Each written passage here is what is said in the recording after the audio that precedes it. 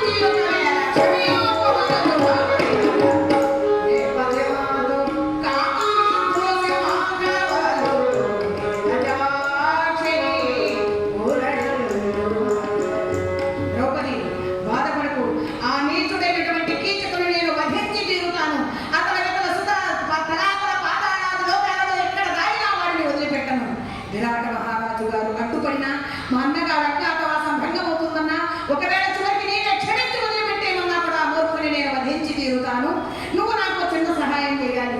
ఏమిటో చెప్పండి నా అన్నాడు. వారికి నీ వనపడిన వైఖరిగా నటించి నేర్పున మానక రేయి రమ్మనము నర్తనశాలకు. వాడు నీకోసం వస్తాడు రేపు మళ్ళీ, నువ్వు కూడా ప్రేమించినట్టు నటించి నమ్మించి వాడిని నర్తనశాలకు నప్పించి అక్కడ చూసుకుంటావని పని అన్నాడు. అలాగే నాథ అని ఆ తల్లి అంతఃపురానికి చేరుకుని పనులన్నీ ముగించుకొని ఉద్యానవనానికి చేరుకున్నది. కీచకుడు తెల్లవారగానే చక్కగా స్నానం చేసుకుని కొత్త బట్టలు ధరించి మళ్ళీ మాలిని కోసం బయలుదేరి వచ్చేశాడు. అంతఃపురం అంతా వెతుకుతూ ఉన్నాడు, ఎక్కడ మాలిని, ఏది మాలిని?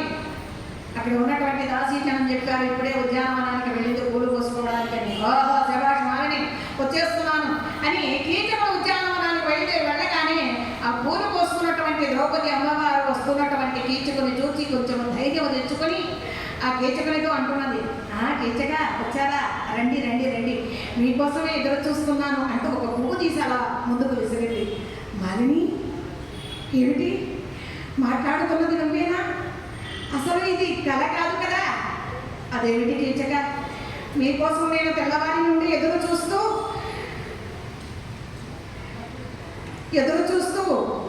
మీకోసం వేచి చూస్తూ ఉంటే మీరేమిటి కళ అంటున్నారు? లేదు అన్నది. మాలిని అయితే నిజంగానే నీవేనా? అవును కీచక. మరెందుకు వాళ్ళని నేను అలా ప్రవర్తించావు? అదే ఏం లేదు కీచక, ఒకవేళ నా భర్తకి ఈ విషయం తెలిస్తే మరి బాగుండదు కదా. ఓహో శభాష్ మాలిని, ఇప్పటికైనా నా ప్రేమను అర్థం చేసుకుని అంగీకరించావు, ఇక ఆలస్యం ఎందుకు రా అంటూ ఆ తల్లిని పట్టుకోబోయాడు. ఆగు ఆగు ఆగు, అంత తొందరైతే ఎలాగా? మరి ఎలాగ మాలిని, ఎప్పుడు ఎలాగ అన్నాడు. ఏం లేదు కీచక, ఈరోజు రాత్రికి నర్తనశాల కూడా అక్కడ మన పని ముగించుకుందాము అన్నాడు.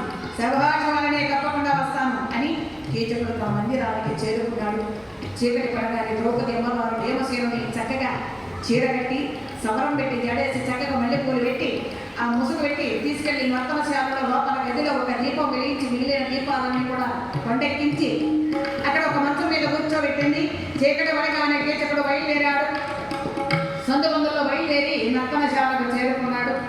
ఒకవేళ మాలిని నన్ను రమ్మని మోసం చేయలేదు కదా అని అక్కడికి వెళ్ళి చూడగా లోపల దీపం వెలుగులో ఒక చిన్న ఆకారం కూర్చొని కనిపించింది. ఒక ఆకారం. మాలిని, నాకంటే ముందే వచ్చేసావా? శభాష్ మాలిని, నన్ను మోసం చేస్తావేమో అనుకున్నాను. చాలా మంచిదనవు నీవు, నా కోసం వచ్చేసావు. నాకంటే ముందుగా అని తిన్నగా బయలుదేరి ఆ మంచం మీద ఉన్నటువంటి భీమసేనుడు పక్కన కూర్చున్నాడు. ఉందనతన రాకేందు వదన సుందరే, మాలిని నాకంటే ముందుగా వచ్చేసావా? నాకు ఎదురు కట్నమిచ్చి నా పొందు కోసం అని ఎంతో మంది సుందరీమణులు వస్తే వారిని కాదని నీ కోసం వచ్చేసాను. అనగానే నా కోసం వచ్చావు కీచక, ఇక నువ్వు పదాల స్త్రీ జోలికి వెళ్ళవు అంటూ ఉంటే, అవును మాలిని, నువ్వుండగా నాకు వేరే స్త్రీతో పనే ఉంది అంటే ఇక్కడ భీమసేనుని రూపంలో, ద్రౌపది అమ్మవారి రూపంలో ఉన్న భీమసేనుడు మాట్లాడుతున్నాడు. ఇక్కడికి వచ్చావురా, ఇంకా నిన్ను పైకి పంపించేస్తా, ఇంకొక స్త్రీకి నీకు ఆ బాధ ఉండదు, నీ బాధ అంటూ ఉన్నాడు.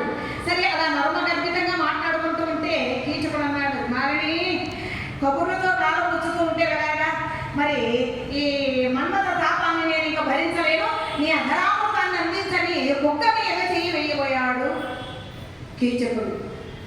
ఎప్పుడైతే బొగ్గ మీద చెయ్యి వేయబోయాడో భీమసేనుడికి ఉన్నటువంటి మీసాలు వెదురు ముండ్లులాగా గుచ్చుకున్నాయి కీచకుడికి. అబ్బా మాలిని అనుమానం కలిగి వెనక్కి తగ్గాడు. అర్థం చేసుకున్నాడు భీమసేనుడి ఆలోచన చేస్తే ఇంకొకటి తప్పించుకుంటాడని వెంటనే ఆ చీర అవన్నీ కూడా తాకి పక్కన వాడేసి ఒక్కసారిగా కీచుకుని ఎదుర్కొన్నాడు. అర్థమైంది కీచుకునికి మాలిని కాదు, మాలిని భర్త గంధర్వుడని.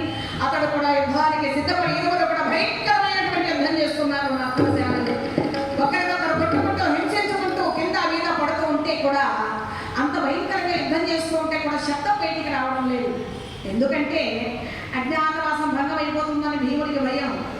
కీచకుడికి ఇప్పుడు నేను మీరు కొట్టే దెబ్బలకు గట్టిగా ఇచ్చాను, ఊళ్ళో అందరూ వస్తారు, నన్ను చూస్తారు, ఒరే దుర్మార్గుడా, నీకెంతో మంది భార్యలు ఉన్నారు, అందరినీ అనుభవిస్తున్నావు, వాళ్ళందరూ చాలక ఈ దాసి దాని కోసం ఇంత దూరం వచ్చి ఇక్కడ కుక్క చావు చూస్తున్నావు, చేయి దుర్మార్గుడా అని నా ముఖం మీద ఉండేస్తారని వాడికి కూడా భయం.